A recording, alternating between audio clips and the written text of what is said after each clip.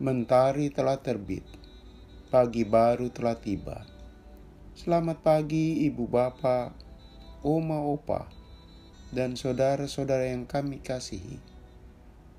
Kiranya kita menyambut pagi baru di akhir pekan ini dengan rasa sukacita di dalam Tuhan. Firman Tuhan yang menjadi titik tolak renungan, Roma 8 ayat 28.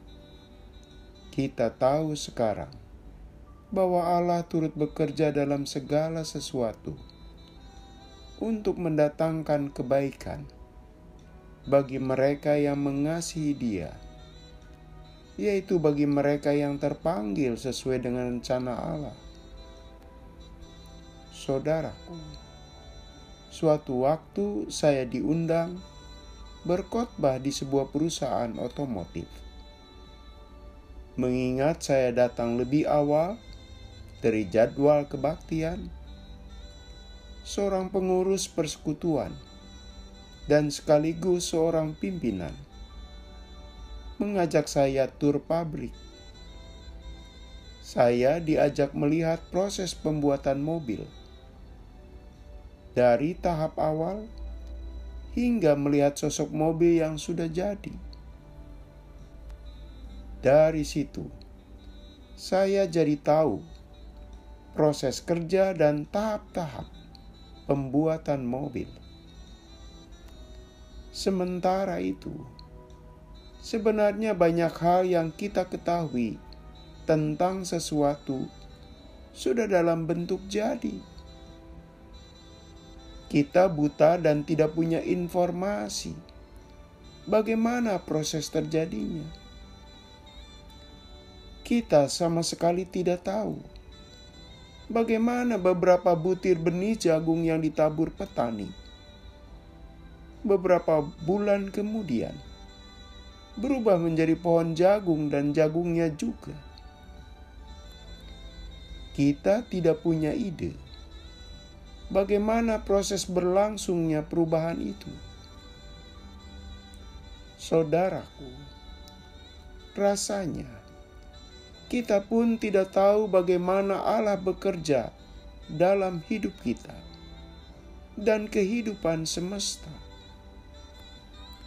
Ketika seseorang melakukan aktivitas, tentu kita bisa lihat apa yang sedang dikerjakannya, suasananya, termasuk hasilnya.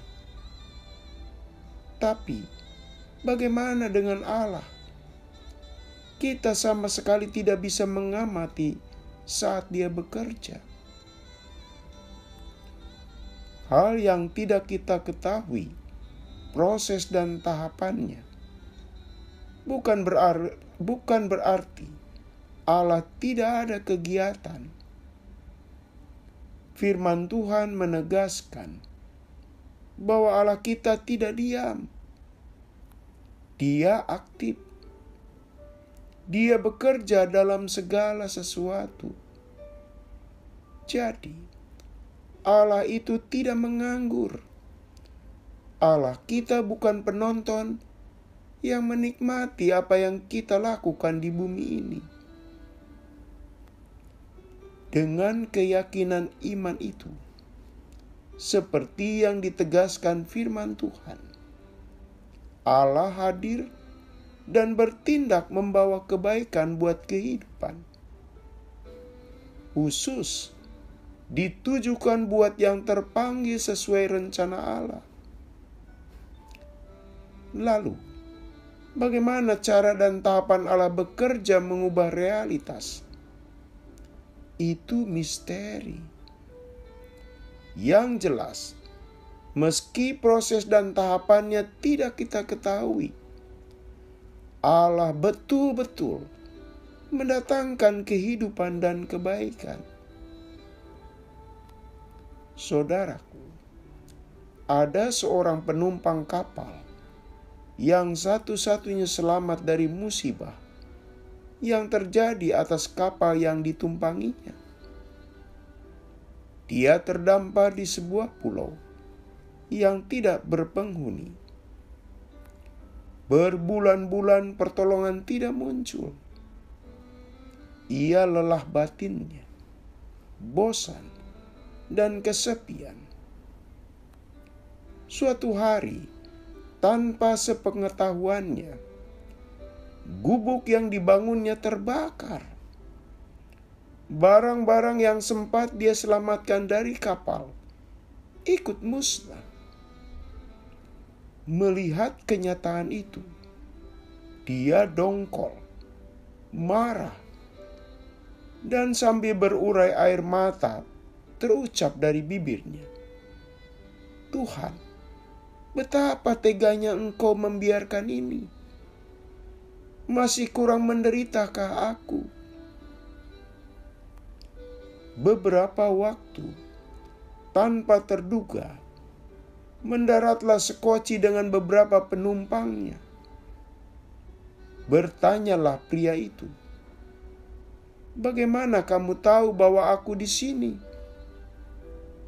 Mereka menjawab, "Kami melihat tanda asap." Jelas, pertolongan Tuhan tidak terduga. Saudaraku, buat si pria itu, terbakarnya gubuk berarti memusnahkan seluruh harta berharga yang tersisa. Dia menganggap kejadian itu memperburuk keadaan dan pengalamannya. Dia tidak tahu, justru gubuk yang terbakar itu menciptakan asap yang membubung, sehingga kapal yang lewat tahu ada orang yang perlu diselamatkan.